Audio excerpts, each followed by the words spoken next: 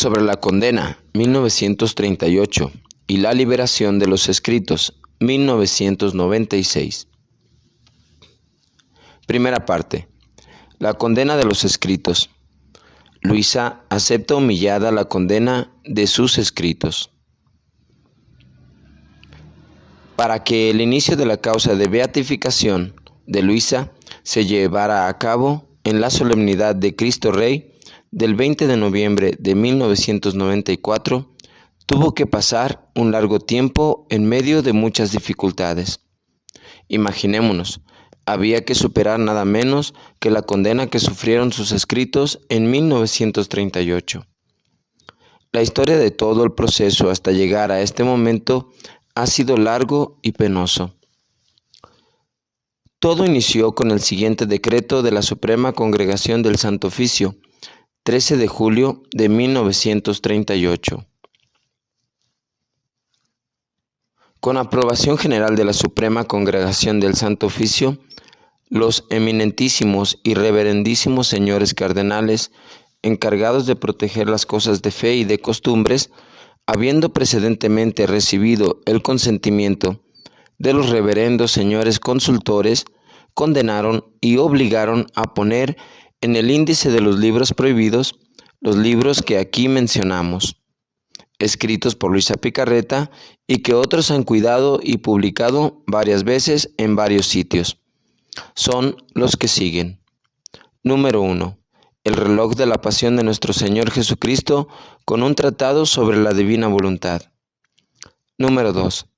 En el reino de la divina voluntad. Y número 3. La reina del cielo en el reino de la divina voluntad. Al día siguiente, 14 del mismo mes y año, el Papa Pío XI, en la acostumbrada audiencia concedida al reverendísimo señor asesor del Santo Oficio, aprobó la decisión de los eminentísimos padres presentada a él, la confirmó y mandó que fuera publicada. Dado en Roma, Palacio del Santo Oficio, 31 de agosto de 1938. Rómulo Pantanetti, notario de la Suprema Congregación. Pocos días después, el 11 de septiembre, en el Observatore Romano, el periódico del Vaticano, fue publicado un artículo anónimo, denigrado de Luisa y de sus escritos y poniendo en alerta al público. Luisa responde a la Iglesia, espontánea y pronta, con absoluta sumisión, a través de la siguiente carta. Espontánea y prontamente cumplo mi deber de alma cristiana de humillar mi incondicional, pronta, plena y absoluta sumisión al juicio de la Santa Iglesia Romana, por lo que, sin restricción alguna, repruebo y condeno cuanto la Suprema Sagrada Congregación del Santo Oficio reprueba y condena en dichos libros, en el mismo sentido y con la misma intención que tiene la Suprema Congregación. Esta declaración la humillo igualmente a mi amadísimo arzobispo, Monseñor de Giuseppe, implorando de su paterna caridad que la haga llegar por su medio al Santo Oficio. Corato, Bari. Luisa Picarreta. Segunda parte. Jesús le anuncia a Luisa la condena de los escritos. He aquí lo que nuestro Señor mismo le dice a Luisa en el último volumen, 18 de septiembre de 1938, con motivo de la condena. Me encuentro en el mar de la divina voluntad, en medio de inmensas amarguras y humillaciones, de las más humillantes, y como una pobre condenada, y si no fuera porque mi Jesús se hace él mismo mi apoyo, fuerza y ayuda, yo no sé cómo podría vivir. Mi dulce Jesús, entonces, tomando parte en mis penas, sufría junto conmigo, y en el ímpetu de su dolor y amor me dijo: Querida hija mía, si tú supieras cuánto sufro, si yo te lo hiciera ver, morirías de dolor. Me veo obligado a esconder todo, toda la atrocidad, la crueldad de la pena que siento para no afligirte más. Debes saber que no es a ti a quien han condenado, sino a mí junto contigo. Siento que se renueva mi condena. Cuando se condena el bien, es a mí a quien condenan. Pero tú une en mi voluntad tu condena y mi condena a la que sufrí cuando fui crucificado. Y te daré el mérito de mi condena y todos los bienes que ésta produce. Me hizo morir, llamó a la vida mi resurrección, en la cual todos debían encontrar la vida y la resurrección de todos los bienes. Con su condena, creen que harán morir todo lo que he dicho sobre mi voluntad divina.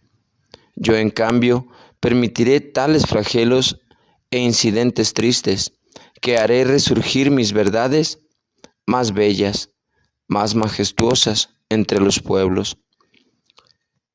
Por eso, tanto de parte mía como de tu parte, no nos movamos en nada. Sigamos realizando lo que hemos hecho, aunque todos se pongan en contra. Este es mi modo de obrar divino, que por cuantos males hagan las criaturas, jamás hago a un lado mis obras. Las conservo siempre con mi potencia y virtud creadoras, por amor a quien me ofende. Las amo siempre, sin jamás cesar. Yo me serviré de todos los medios, de amor, de gracias, de castigos.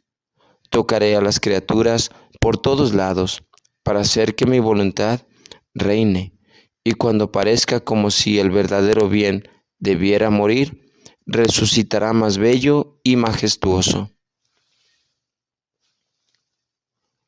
No podemos dejar de notar que así como la condena fue aprobada con el voto general de la Suprema Congregación del Santo Oficio, los eminentísimos y reverendísimos señores cardenales, encargados de proteger las cosas de fe y de costumbres de los señores consultores, y por su santidad Pío XI, del mismo modo, la providencia quiso que la misma Sagrada Congregación para la Doctrina de la Fe, los eminentísimos y reverendísimos señores cardenales, con a la cabeza el cardenal Ratzinger, cancelaran la condena, no sin el voto personal y decisivo de su santidad Juan Pablo II, como por su parte su santidad Pío XI firmó la condena. Tercera parte. El Señor quiere hacerlo todo Él, el demonio trabajando y la paciencia de Dios.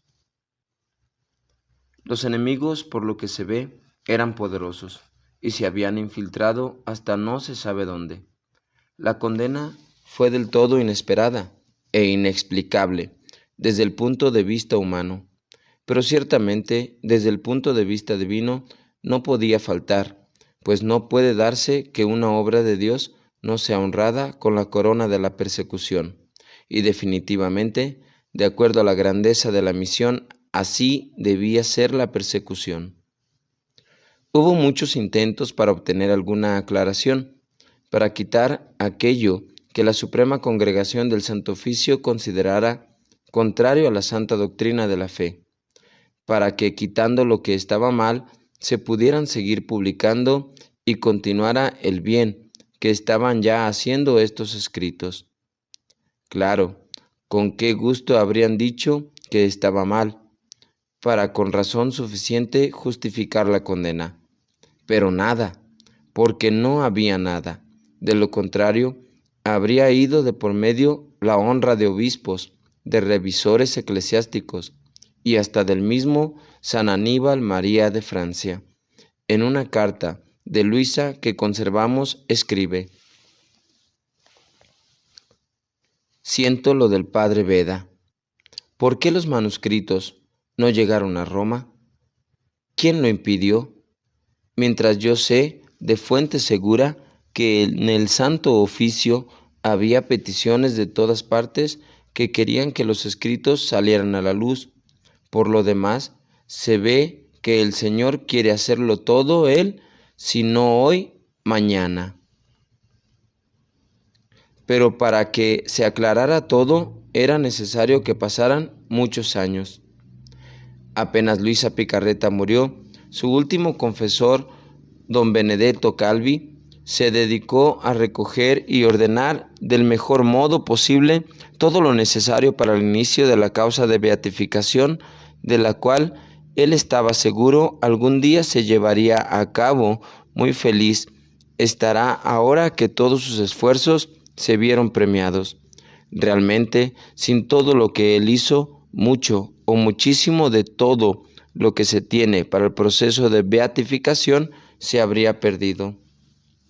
Nuestro Señor había dispuesto que no fuera Él quien iniciara dicha causa de beatificación. Estaba muy reciente la condena, y no es que fuera algo tan fácil beatificar a quien había sido condenado, aunque por lo demás la historia está llena de casos por el estilo. Ya mencionamos uno de los más recientes, el de Santa Faustina Kowalska, quien también fue puesta en el índice de libros prohibidos. Y aquí podríamos citar muchos más, pero no es el lugar. En 1968 muere don Benedetto Calvi y prácticamente queda sepultado todo.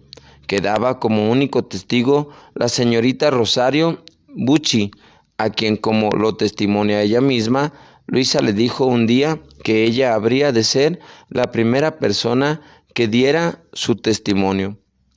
También le dijo en alguna ocasión que un día vendrían 2 sacerdotes vestidos de blanco, venidos de muy lejos, para sacar a la luz sus escritos y toda la doctrina de la divina voluntad. Y así fue.